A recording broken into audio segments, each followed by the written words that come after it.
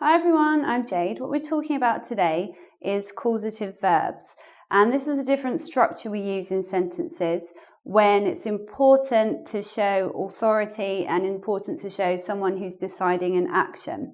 So how I'm going to introduce these verbs to you is to show you some example sentences first. Some are in the causative structure, some are not in the causative structure. So let's have a look. Sentence number 1, John cleans the windows for me. That's a structure you already know.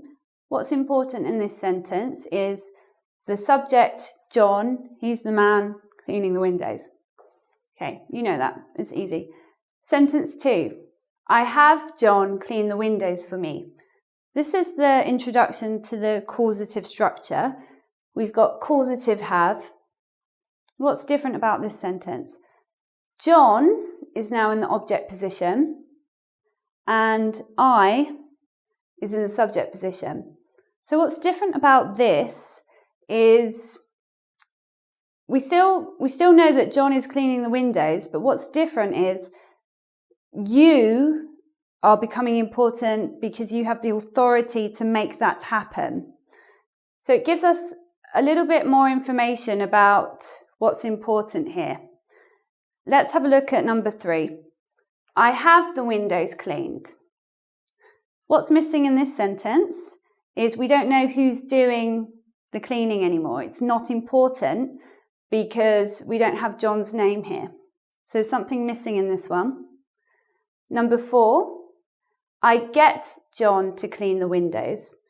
This structure is causative get, and we can use it in the same way as causative have, the same way as this. And again, it's like an order or a task John is given to do. And you have the authority to make that happen. Number 5, I make John clean the windows. Then you're not being very nice to him. You're forcing him. And poor John has no choice. You've got to be his boss, maybe his wife. I don't know, but you're not being very nice to him. And let's have a look at number 6. This is causative let. And we use this for permission. I let John clean the windows for me. What does that mean? He's begging you, saying, please, can I come and clean your windows? So you can see they have different meanings here. But what we're going to do in the next part of the lesson is look at the structure you need to use to build that kind of sentence. But before we get there, when can you use causative structures? Well, you need to have some kind of authority relationship. So you need like a boss and an employee, or a teacher and a pupil, okay? Or you need a parent and a child. Otherwise, the causative structure is just not going to work. You can't say to your colleague, I make my colleague bring me tea. You probably can't say that unless you bully your colleague. It's not going to work. So let's start by looking at the structure now. Causative have and get are the same structure for this meaning. So you choose have or get, and then your object, and then a past participle. And what's useful to remember about this, whenever you have a job done in your house, you have something fixed, or your car fixed, or something redesigned, or something changed in your house, you use this causative structure. So here are some examples. She had the kitchen redecorated. I'm getting the car fixed. So you can use it in the different tenses as well. Let's have a look at the other causative structures that you need to know. So we've got causative get, and this is a different meaning, this one. We use this one when you want to persuade someone, or no, when you have persuaded someone to do something. So, for example, I got Tom to lend me some money. He didn't want to lend you some money, but you said you spoke to him nicely, you did some sweet talk, and you got him to lend you some money. So that means persuaded him to do something for you. Here's another example. We got them to reduce the price. Perhaps you're in a shop, you're an angry customer or a displeased customer, and you got them to reduce the price.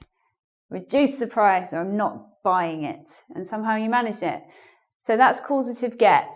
It's get object to infinitive. So here's get, Tom's the object. There is to, so infinitive and verb. So I got Tom to lend me some money. There's the structure. And it's different to the other structure that we just looked at, because in that other structure we don't have to there. So it's different. Let's look now at causative make and let. Remember that make means force someone, and let means to do with permission, give someone permission. Let's have a look at the sentences. Mum made me eat my vegetables.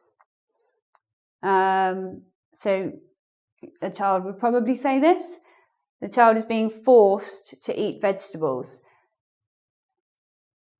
Make, object is me, and then this time the verb but no to. Mum made me eat my vegetables. Another example, my boss makes us work late. You have no choice. That's probably illegal if that's not in your contract. Next example, these ones are with let. My parents don't let me eat junk food. If you want to make it negative, the negative goes before your verb there, before your let. My parents don't let me eat junk food. And the last example, Tom let Sarah leave the office early. Tom has the authority to decide if Sarah can leave now or later or early. So there you go.